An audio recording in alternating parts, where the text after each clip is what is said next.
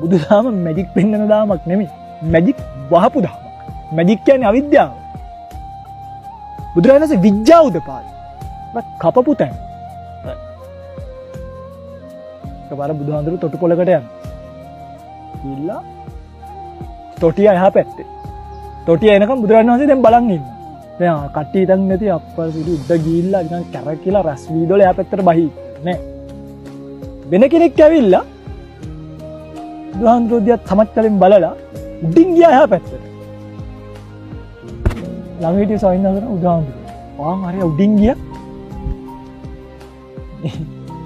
තොටියෙන් ආනවා මේ තොටියා මේකෙන් එතර වෙන්න උඹ කීයක් අය කරනවා? ටිකක් බැල වශයෙන් අපි තුමු 750යි කියලා. 750යි. ස්වාමීන් වහන්සේලාට බුදුරජාණන් වහන්සේ කියනවා අර කවුඩින් ගිය එකේ වටිනාකම 750යි. බුදුහාමුදුරුවෝ එහෙම මේ 750 විද්‍යාව පාවිච්චි කරේ නෑ බුදුදහමට. ඒ ඕගොල්ලෝ හිතන්නේ ධම්මවිචය සංසය කොයි වෙලාවරි අඟලක් උඩ ගිහිල්ලා පෙන්නනවා. ඔන්න ඔබ ඒතර ඔබ ඇත්තම ඔබ පව්